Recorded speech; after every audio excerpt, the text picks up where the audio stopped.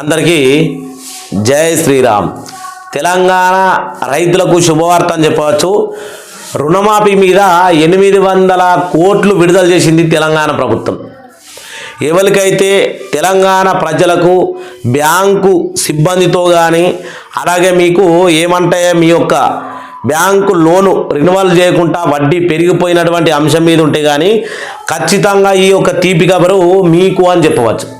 ఎందుకంటే రుణమాఫీ అనేది మొత్తం తెలంగాణలో ఉన్న జిల్లాల వారికి యాసంగి ఖచ్చితంగా రుణమాఫీ చేసి రైతులకు అండగా నిలవాలని 800 కోట్లు విడుదల చేసిన మాట వాస్తవం.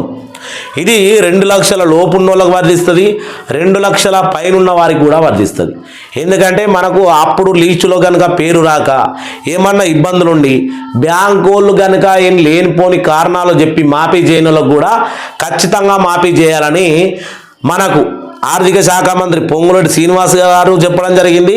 ఎందుకంటే వరద ప్రభావితం ఎక్కువైపోయింది, రైతులకు నష్టం జరిగింది, రైతులకు చేదోడు వాదోడుగా ఉండాలని ప్రేమతోటి 800 కోట్లు, మామూలుగాన ఇంచుమించు 800 కోట్లు అంటే ఇయ్యాలని వచ్చినటువంటి వార్తాపత్రికల్లో 88,700 కోట్లు హైదరాబాదు టు విజయవాడ నగరం హైవే కోసం కేటాయించిండు కోమటిరెడ్డి సార్ చెప్పిండు.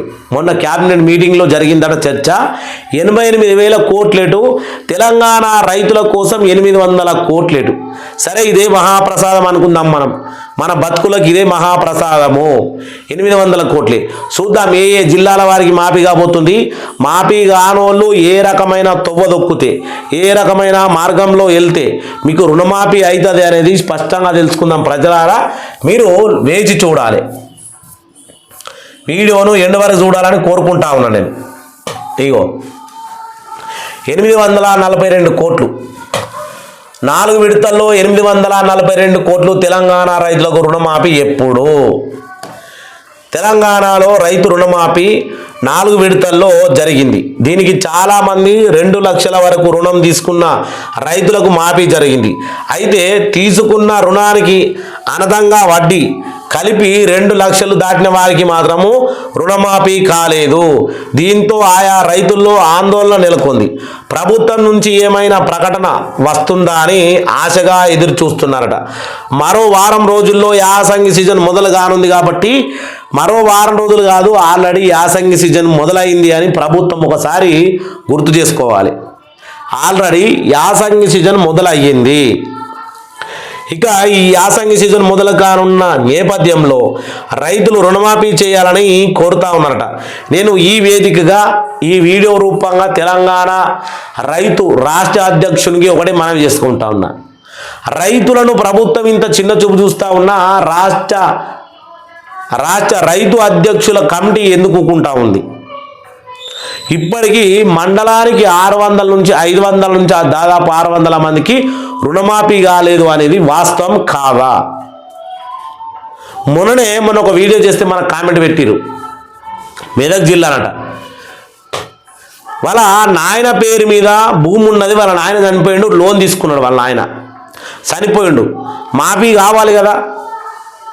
లోను సంపూర్ణంగా వడ్డీ అసలు మొత్తం కట్టిన తర్వాత మళ్ళా కొత్తగా మీ పేరు మీదకో మీ అమ్మ పేరు మీదకో ఈ ల్యాండ్ అనేది వచ్చిన తర్వాత ఖచ్చితంగా లోన్ అనేది ఇస్తాం. కానీ ఇప్పుడు మాఫీ కాదు అంటే ఎవరయ్యా మీరంతా?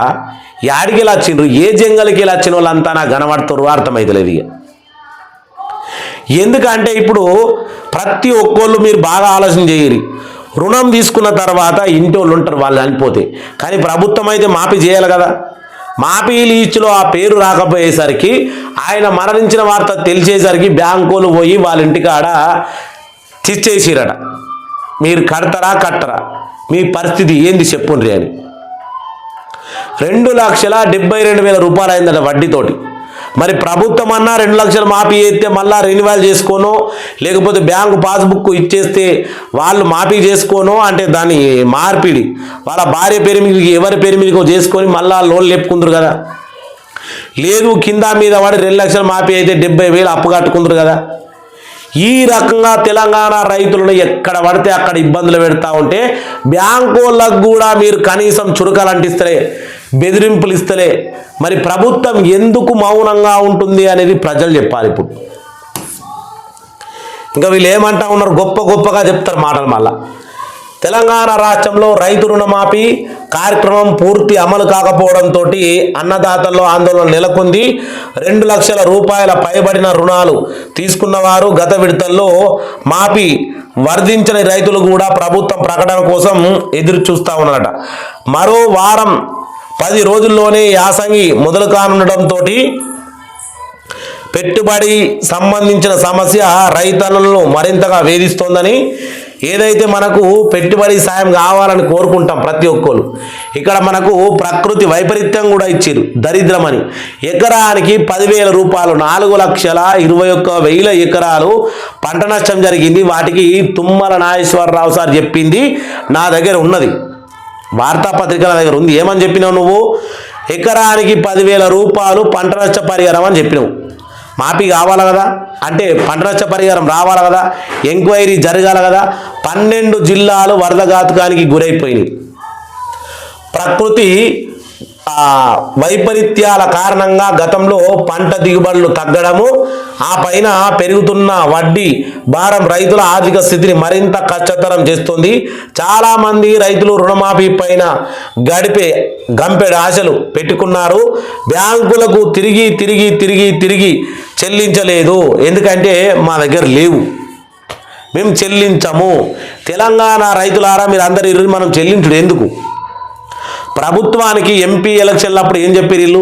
మీరు కాంగ్రెస్కు ఓటు ఎత్తే ఖచ్చితంగా అందరికీ రుణమాఫీ 2 లక్షలు అని చెప్పిండ్రు కదా, చేయన్నద్దా? ఖచ్చితంగా చేసి తీరాలి.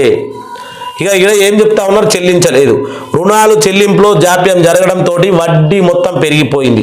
బ్యాంకు అధికారులేమో తిరిగి చెల్లించాలని ఒత్తిడి తీసుకురావడంతో తదుపరి రుణం మంజూరులో అడ్డంకులు ఏర్పడుతున్నాయేమో అని రైతులకు పాలుపోవడం లేదు. రైతుల దుస్థితి ఆకులెక్కున్నది. మా జీవితం పాలుపోవడం లేదు కాదు, రైతులకు ఎప్పుడు రుణాలు ఇవ్వాలి? ఇప్పుడు మాఫీ కానోళ్లకు ఖచ్చితంగా రుణాలు ఇవ్వాలి. రుణాలు ఇవ్వాలంటే వ్యవసాయ అధికారులు మీరు ఎంక్వైరీ చేయాలి. ఎవరెవరికి రుణమాఫీ కాలేదు, ఎవరెవరికి ఏ ఊర్లో, ఏ మండలాల్లో, ఏ జిల్లాలో ఎంత లీస్ట్ ఉందని కలెక్టర్లకు ఇస్తారా, మంత్రులకు ఇస్తారా? లేకపోతే మీరు ప్రతిసారి ఎమ్మెల్యేలు కలుస్తూ ఉంటారు మీ నియోజకవర్గాలలో, అన్న అనుకుంటూ పోయి రుణమాఫీ కాలేదు మా జిల్లాలా, మా నియోజకవర్గంలా అని చెప్పచ్చు కదా ఎమ్మెల్యేకు. ఆ ఎమ్మెల్యే తీసుకుపోయి సీఎంకి ఇస్తారు కదా. ఇప్పుడు ఎమ్మెల్యేలు అంటేనే ప్రభుత్వం అంటేనే ఎమ్మెల్యే. ఎందుకు అయ్యా ఇవన్నీ కథలు? ఇగో పంట సాగు, కోత పనులు, కూలి కొరతలు కూడా మొదలైనవి. తీవ్రంగా ఉంది. వికారాబాద్ జిల్లాలో కూలీలు దొరకకపోవడంతో ఇతర ప్రాంతాల నుంచి వచ్చిన వారు రప్పించి వస్తుంది. ఈ యొక్క సంవత్సరం మొక్కజొన్న కోతలు మొదలైనవి. వచ్చే నెలలో పత్తి తీసే పనులు కూడా ప్రారంభమవుతాయి. పత్తి కిలో తీయడానికి గత ఏడాది 14 రూపాయలు ఖర్చులు చేయాల్సి వచ్చింది. ఇప్పుడు కూలీ లేక పెరిగిందట. సాగు భాగం మారుతూ ఉన్నది. వీళ్ళు పత్తి గురించే చెప్తా ఉన్నారు. అయ్యా పత్తి గురించే కాదు, అమాలు గురించి. ఈరోజు పేపర్లు చూడుర్రి, వడ్ల సెంటర్లలో పోయి ఎక్కడికక్కడ అమాళ్ళు లేక నిలబడిపోయినాయి. ఏంటి? లారీలు, వరి ధాన్యం తీసుకుపోయినటువంటి లారీలు ఈ మిల్లుల కాడ నిలబడిపోయినాయి. వాటి గురించి ఎవడు పట్టించుకోవాలి? వాటి గురించి ఎవడు చెప్పాలి?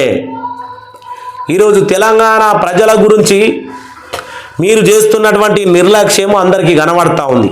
కానీ రాబోయే రోజుల్లో దీనికి తగిన గుణపాఠం చెప్తారు. ఖచ్చితంగా మీరు ఇచ్చినటువంటి 842 కోట్లు కాదు, మొత్తానికి మండలాల వారీగా మీ యొక్క అధికారులతో ఎంక్వైరీ చేయించి సంపూర్ణ రుణమాఫీ అని చేయాలని కోరుకుంటా ఉన్నా. మీరు స్థానిక ఎన్నికలకు కనుక వస్తే, అంటే సర్పంచ్ ఎలక్షన్లకు కానీ దీనికి కానీ దానికి కానీ వస్తే ఖచ్చితంగా మీకు ఎదురు దెబ్బ తరుగుతుంది అనేది తథ్యము. ఇది యాద పెట్టుకోవాలా. తెలంగాణ రైతులందరూ బ్యాంకులకు భయపడవలసిన పని లేదు. వాళ్ళ ఆస్తులు తప్పి చెప్తారా, కావాలంటే మనం తీసుకుపోయి జైల్లో ఇస్తారా, అది కూడా చూద్దాం. అది చూసిన తర్వాత కూడా, ఎందుకంటే ఈరోజు మీ మాట ఎందుకు మాట్లాడుతున్నా అంటే, పోరాడి కొట్లాడి తెచ్చుకున్న తెలంగాణలో ఇలా మనకు దిక్కుమొక్కు లేకుండా పోయింది. ప్రాణత్యాగం చేసినోడు ఒకడు, పంట నష్టపోతున్నది ఒకడు, బాగా భోగాలు అనుభవిస్తున్నది ఇంకొకడు. సంటి పిల్లను సంకల పెట్టుకొని పోరాడిన తల్లికి వృద్ధాప్య పింఛన్ లేదు. మొత్తానికి 3 నెలలు స్కూల్ బంద్ పెట్టిన పిల్లగాళ్ళు ఉద్యమాలు చేసిన వాళ్ళకు ఉద్యోగాలు లేవు. ఏం మాట్లాడతామయ్యా? మేం మాట్లాడితే మీరు అసెంబ్లీలో పాల వ్యాపారము, విద్యా వ్యాపారము, కిడ్నీల వ్యాపారం, ప్రజల వ్యాపారాల గురించి అసెంబ్లీలో మాట్లాడుతూ ఉన్నారు. కానీ ప్రజల సమస్యల గురించి ఏనాడైనా అసెంబ్లీలో మాట్లాడిరంటే 3 పార్టీలు ఏ పార్టీ ఎమ్మెల్యేలు మాట్లాడలే. దుర్మార్గం పాలన జరుగుతూ ఉంది. ప్రజలారా, దీన్ని తెలంగాణ రైతులారా ఉపేక్షించేది లేదు. ఎవరికి కూడా మనం తల వంచేలేదని కోరుకుంటా ఉన్నా. రుణమాఫీ అనేది ఖచ్చితంగా ప్రతి ఇంటికి జరగాలి, ప్రతి రైతుకు జరగాలి. ఈ సంవత్సరం జరిగినంత పంట నష్టం ఎప్పుడు జరగలేదు కాబట్టి అందరినీ నేను కోరుకుంటా ఉన్నా. అందరికీ జై శ్రీరామ్, జై జై శ్రీరామ్.